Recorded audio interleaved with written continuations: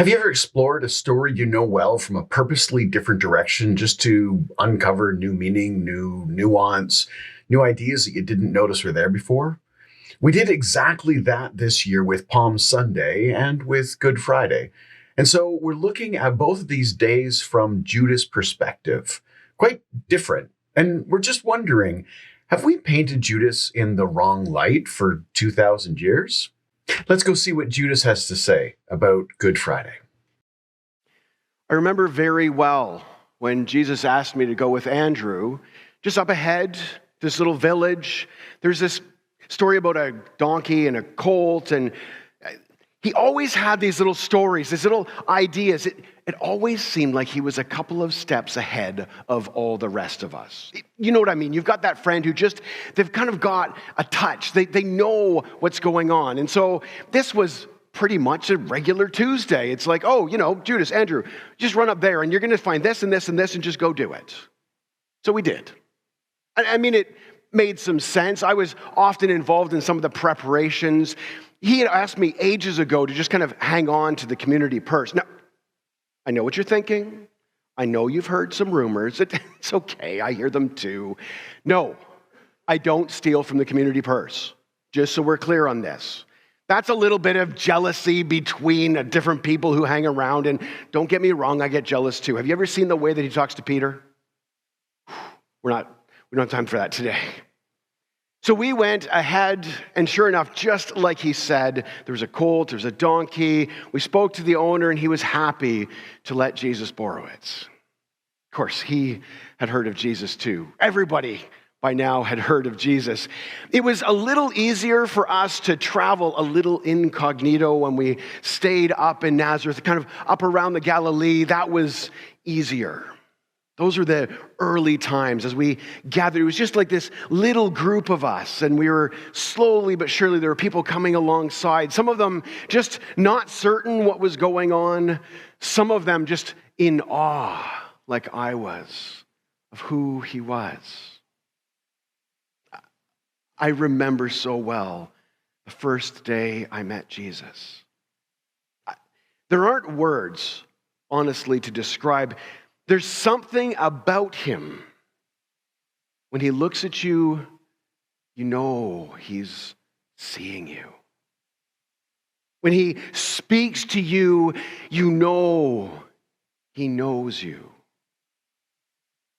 And when he listens to you, it's the best. Because in that moment, you are everything in his worlds. There was no way I was going to say no. It didn't matter what I left behind. Just like all the rest of the guys, we couldn't say no. There was no way. We had to see where this was going. We had to see where he was going. We had to see what he would do. Because he was special. Some of you know exactly what I'm talking about. Some of you are like, "Ooh, this guy's got something going on." That's okay. It's okay. So he brought the colt back. I still wasn't really sure what the story was. I will admit to having some doubts. I will admit that I was a bit nervous. I had been for the last quite a while. Like I said, it was easier for us to be kind of quiet, fly under the radar when we stayed up in Capernaum. And I mean, some of the stuff that was going on there, like the wedding in Cana, it was making a few ripples. People were starting to hear, people were starting to talk. But at least when we were far away from Jerusalem, it was safer. And honestly, it was more exciting. It was like the grassroots thing. Something would happen and then people would gather around and then a few people would get to know him or get to know what's going on and people would come and go. There'd be this drifting in and out. It was just a vibrant, alive sort of time. But we've been kind of making our way, and we could all sense that we were headed towards Jerusalem. There were a couple of times that Jesus had spoken about actually going to Jerusalem, and Peter and I would often kind of don't do it. We get that he is something special. Don't get me wrong. The way that he knows people. But I think sometimes he doesn't totally get what all's going on. Like he knows like people, individual people. He's amazing at talking to crowds. He's like when he's speaking, it's like you of 5,000 people. He's just talking to you specifically. It's the most amazing thing. But I worry that he's a little bit naive around the way the world really works. See, up in Nazareth, you can go and feed 5,000 people, and they're grateful, and whoo, do they follow you. And the next time you see them, they're like, hey, where's the food? You know, like that is absolutely what happens. And that's lovely, and that's a great way to gather a following. Give them food. They'll come. It's absolutely amazing. But as we get closer and closer to Jerusalem, there are more and more people who are letting us know that this is going to go badly. For in Jerusalem, they have heard about what he's doing. In Jerusalem, they've heard that he's gathering a following. And it's not okay to gather a following that's not Jerusalem. See, people are technically, they're starting to worship him. Now, he does an amazing job of telling them not to. Like, I get that he can see, like, I see that every now and again, like, the fog clears and he can clearly see that this is going to be a problem. And he's like, hey, can you guys just keep quiet about that miracle? Just don't tell anybody about the lepers, okay? Just don't mention the blindness. And I get that. The first time he did it, I was like, man, you have got to get a better PR person. We need to take the blind guy who can see, raise him up on the stage, say, look at what happened. But we're kind of getting what Jesus was leading to. This is maybe not why. He might not be doing this for fame. And as we kind of learn him a little better and see what's going on, we get. Okay, this isn't about fame. And this is another place where he is just so remarkably different from every other human I've ever met.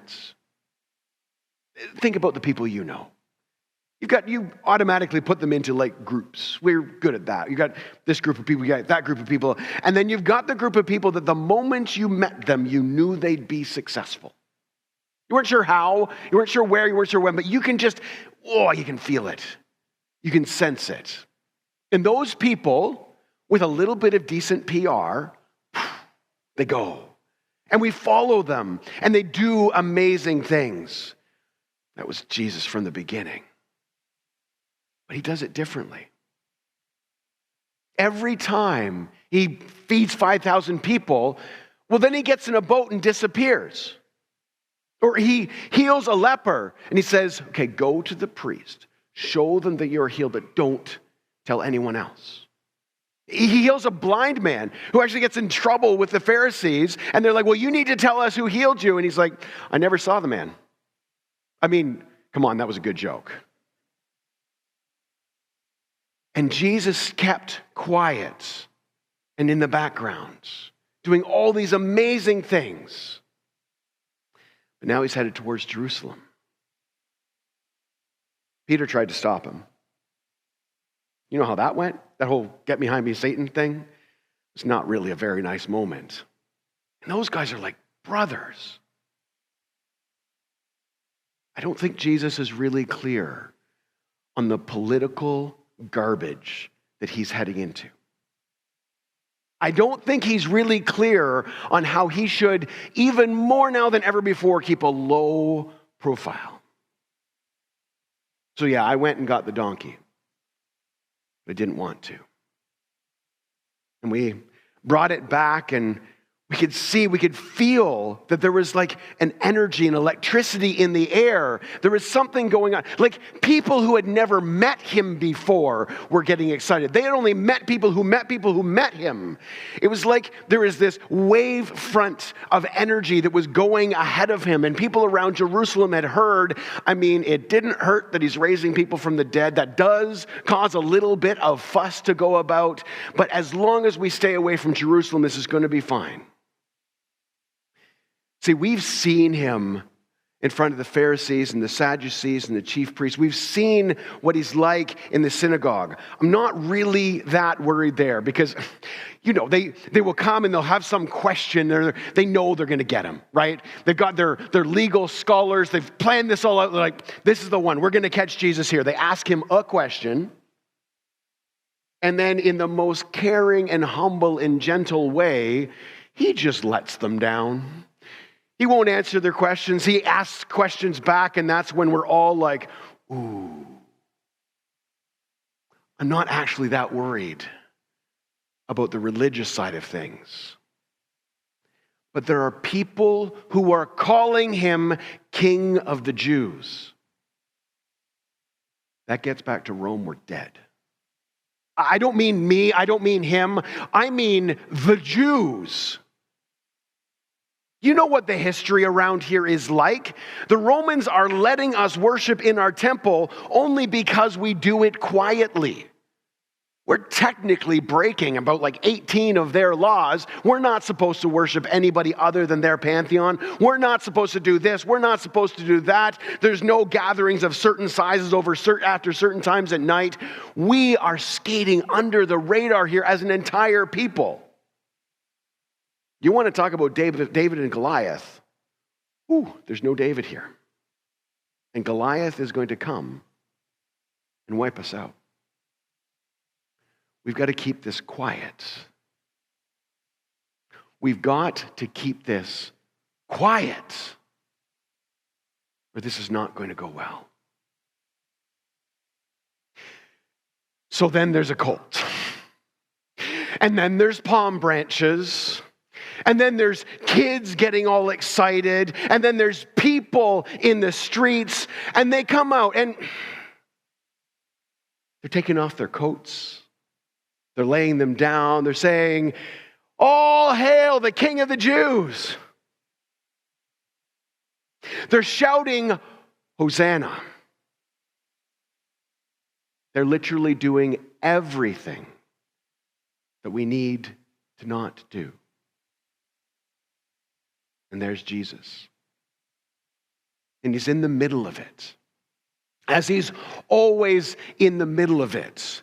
And my heart is breaking because I can see so clearly where this is headed. I can see, don't get me wrong, I absolutely believe in what he's doing, but what he's doing will go nowhere if he's dead, if we're dead. Do you not get, we've got a good thing going. We're starting to make a difference. The grassroots is working. We're bringing goodness to people's lives. There are humans who I never thought I would say about this, but they're good now. They've heard his message. They've lived his message. They are loving humans in ways they never did before. They're taking that list of rules, 613 rules in our Hebrew Testament, and they're saying, yes, this is all important, but let's start with love. Don't you get it? The world is changing right now as we see it, as we go, but this is too big of a step. You can't change Rome. You can't change Jerusalem. Let's just head back to Nazareth. Let's go hang out in Capernaum. Let's sit on the banks of the Galilee. Zebedee and John can get us fish. They know what they're doing. This is too much, too quick. But you can't stop a crowd like that. What are you going to do? Start picking the coats back up? Take the palm branches, stick them back on the trees? What are you going to do? And you know what people did? They jumped on board. They're like, "Oh, I got a coat too. I've got a palm branch too." And I love that they felt the love, and I love that they felt the energy. And in that moment, there was a moment only just moments ago where Jesus and I locked eyes, and I could see so clearly that he was going to go through with this.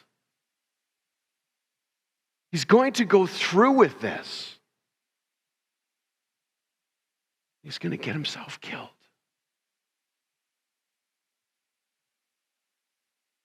Seriously, you do what you want to do. Take off your coat, wave your palm branch, I totally get why you would. I totally get how you can get caught up and come along with this. I totally get that. And there is a glimmer of hope. There's a sliver of chance that if we can gather enough people together, that we've got a chance to be strong enough to resist whatever is to come. So promise me this, people. If you are going to pick up your coat, if you are going to wave a palm branch, stick with him. He needs you now more than he ever did. This snowball is gathering and growing bigger than any one of us. You know what? Who am I to stand in the way? Do you need some of these? Do you want your kid to take your coat off? Do you hear the kids? The parade, it's coming, and you can't help but gain in on this. You can't help but jump in, and you can't help. Let's try this. Anybody know how to say Hosanna? Anybody know how to say Hosanna? See, the kids are coming now. Let's try this. Hosanna? No, like you mean it. Hosanna? Do you have any of these? Do you want to grab a palm branch or two? Can you sing Hosanna with us?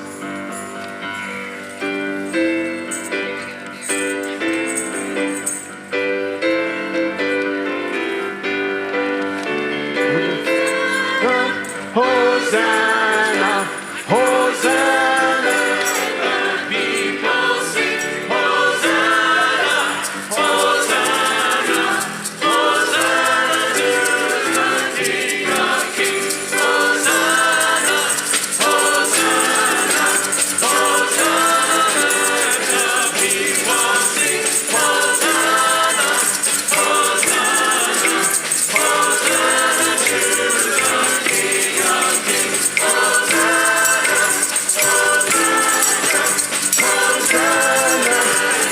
King of Kings, Hosanna, Hosanna, Hosanna to the King of Kings, Hosanna, Hosanna, Hosanna. You want to say hello, King of Kings, Hosanna, Hosanna, Hosanna to the King of Kings, Hosanna, Hosanna, Hosanna, and the people sing Hosanna, Hosanna, Hosanna to the King of Kings, Hosanna, Hosanna, Hosanna, and the people sing Hosanna, Hosanna. Thank you so much for watching. It is a blessing to have you with us here this morning. If you've missed any previous sermons, you can click over there for a playlist or click up there to subscribe to get new ones coming up. I love you all. See you soon. The parade's on its way. You can head out the door.